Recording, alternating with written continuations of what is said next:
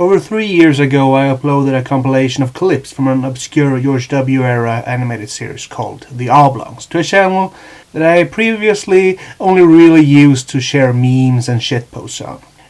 Little did I know that it would become a surprising hit, and there were even more people who had made the same discovery I had so recently. The Oblongs is kind of an awesome show. It was produced for the now defunct Warner Brothers channel and similarly short-lived, not even finishing its first season before getting cancelled in one of many tragedies associated with the year it came out. Speaking of dark, borderline tasteless humor, I've been wanting to make even more videos about the Oblongs, and I think I finally found an angle that seems fresh and pretty fitting for the season. Let's talk about the book that inspired the show. I already knew The Oblongs was based on the works of cartoonist and illustrator Angus Oblong, and for what I could gather, the show was a pretty diluted version of his style. And I would say only 10% of my vision got through. I had left the writer's room, never to return. I went to the animation house and I started working with the directors, the animators, supervising director, the storyboard artists. I didn't really know what to expect when I managed to get my hands on the first collection of stories, which by the way you can get pretty easily from Angus's website, which by the other way is a subject for an entirely different video. Besides an interesting relic, a what-if scenario, if you will. What I got was one of the funniest things I ever read. The book is a bit of a work of art, and I mean that in the sense that the entire package just works. The text is funny, the pictures are funny, they both become funnier by juxtaposing against each other, and each story becomes funnier by virtue of the story it's next to, which is a bit surprising since they were originally sold separately and not intended to be collected like this. While I was working in San Francisco in a cafe, I was selling my self-published books through the mail and through local bookstores and local cafes. It was a set of 13 books for $20. I've been wanting to make this video for a ridiculously long time, but the best way to explain just what makes the book work for me is to read it to you. And I honestly don't know how that isn't an infringement on copyright, given how short the stories are. So what I'm gonna do is specifically read the stories about characters that made it into the show, to not only give you a sense of the style, but also compare and contrast the similarities between show and book. I know Angus knows I exist because he commented on a drawing I made a while back. If you're watching this, Angus, then I'm going to take the opportunity to once again shill for your website and ask my audience of like 5 people to please buy your stuff, which probably will include a drawing of me getting my head cut off if you didn't like my video. Speaking of decapitations, make yourself comfortable because I'm going to read the first story. The Debbies. This is Helga. These are the Debbies. The Debbies all tried very hard to be the same. Helga was an endless source of amusement to the Debbies. Even though Helga was different, she had somehow convinced herself that there was a place in society for her. The Debbies sought to destroy Helga's glimmer of hope to one day fit in. Helga became obsessed with the thought of revenge.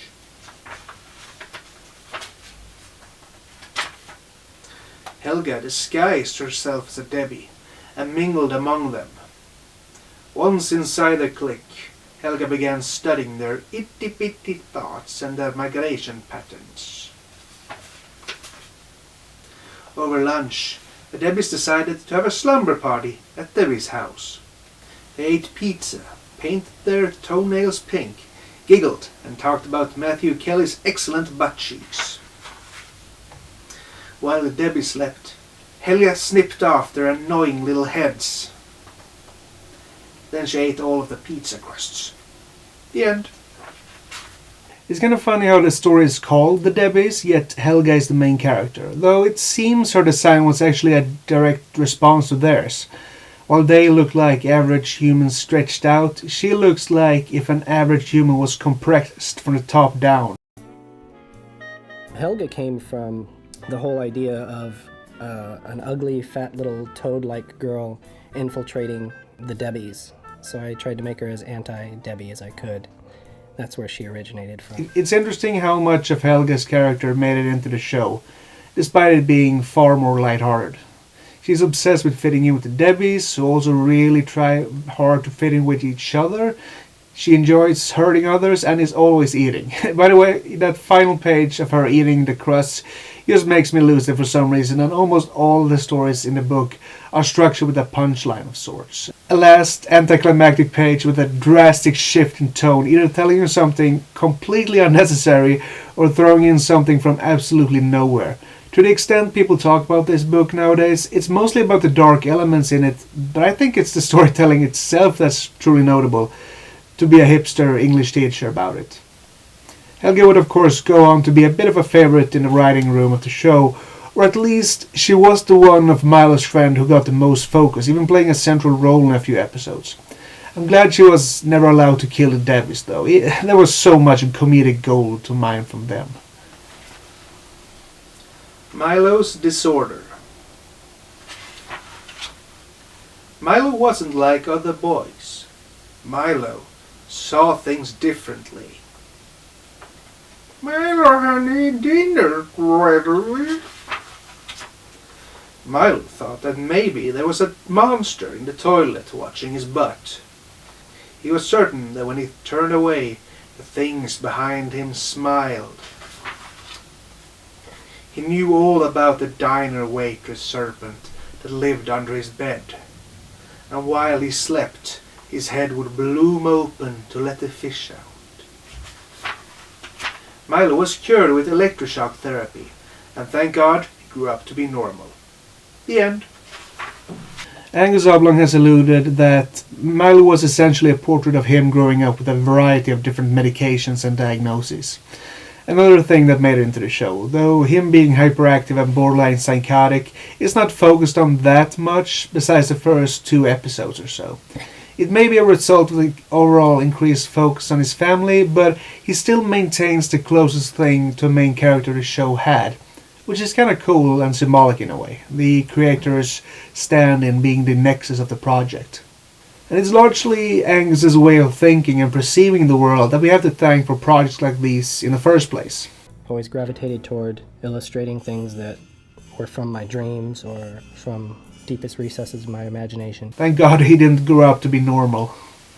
Which again is such a blunt, abrupt way of ending the story that even thinking about it makes me laugh. It helps that it comes right after another short story called Happy, Happy, Happy, Happy Sammy, that ends in the exact same way. It's a beautifully calculated breed of stupidity that I can't help but love. Creepy Susie. There was something a little creepy about Susie. Perhaps it was her collection of dead rats and chickens. Or maybe it was that she never smiled, unless she was holding something slimy. The rest of Susie's family was perfectly normal, except for her father, who was a midget albino crossdresser. It came to pass that one day Eric Twinklebutt developed a schoolboy crush on Susie. She did not know what to do, so she ignored him.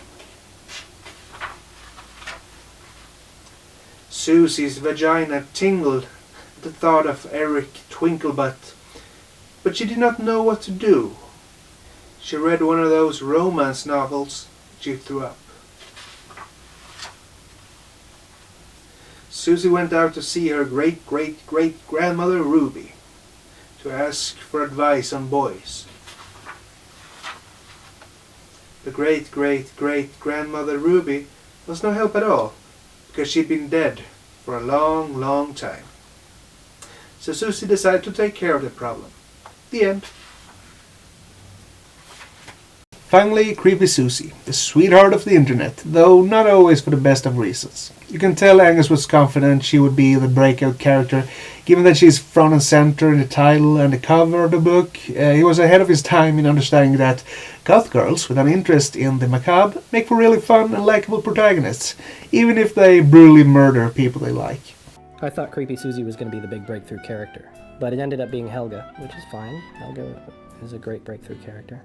I have no idea why she's drawn like she's floating above the ground and why no one addresses it. It's a bit like how in the show she kind of just glides around. I guess having a character who flies like a vampire was a bit out there, even for a show that introduces telepathy in like the 10th episode. Interestingly, the family that is shown in this short story is not the one Angus intended for the show, as he had this whole other thing planned. I think. He isn't always that clear about when he's joking or not.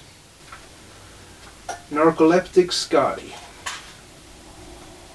Little Scotty was born a dog. He was short. Very, very short. Scotty often dreamt he was tall. He sometimes dreamt he was human. Scotty hated being a dog. Make him do the trick first. Make him do the trick. Fuck you. Begging for food was downright undignified and hardly worth it. Scotty enjoyed sleeping and dreaming. He dreamt and dreamt and dreamt. He became a narcoleptic. The family thought that Scotty was dead, and they buried him in the backyard. The end. There isn't a lot to say about this story since Scotty isn't much of a character in the show, save for the episode this story shares its name with. Though you can definitely see the DNA of the story in that episode, but instead of Scotty being mistakenly buried alive, Milo just briefly thinks Scotty has died and been buried. Angus allegedly wants to write an episode where Scotty is accidentally buried alive and manages to crawl his way out of his grave, causing the family to think he's a zombie. That honestly sounds like a good idea for a Halloween episode, if not a Dump Day episode. Rosie's crazy mother. Rosie's mother was a crazy woman. She shaved the cats. Then she glued little pictures of Elvis all over them. Rosie's crazy mother had a life-size tattoo of herself on her back just in case. After school snacks usually consisted of a jar of mayonnaise and something alive. Rosie finally decided it was weird that her mother made her sleep in the oven. Rosie began to worry about the age of 6. She feared she would grow up to be just like her mother. And she did. The end. The titled character here is just straight up Pickles, so at least she looks like her, though that may be an accident, as Angus originally wanted her to alternate between wigs depending on the occasion. And I guess no one in the development team liked that idea. Pickles is my favorite character in the show, and I wonder if she would have been as iconic if she didn't constantly have that exaggerated 1960s beehive hairdo. So those are just some of the stories from the original Oblongs book. It's easy to compare this to similar concepts by people like Edward Gorey or Tim Burton, but I think the storytelling and the comedy make this into something truly unique. Angus was also a bit ahead of the time with the way he took a fairly innocent concept and twisted it in a really dark direction, but again with enough personality and comedy to elevate it beyond basic shock value. It's a book I definitely recommend.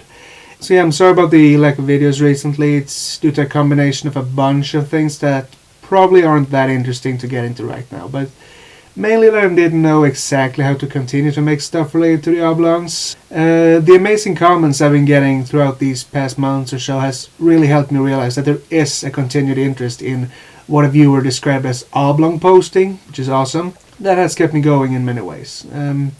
I've been thinking of making some kind of ranking videos or even reviews for individual episodes, so let me know if that's something you're interested in. I also have a ton of other video ideas not related to the Oblongs that I want to do, like stuff related to mythology, folklore, even other TV series. I'm thinking of like streaming, making like art streams, but I just gotta get the software for that. The channel won't always stay the same is what I'm saying, but I also don't want to make videos that people aren't interested in. So basically, tell me what you liked and didn't like. Please share this video if you want to, and have a happy Halloween. Take care.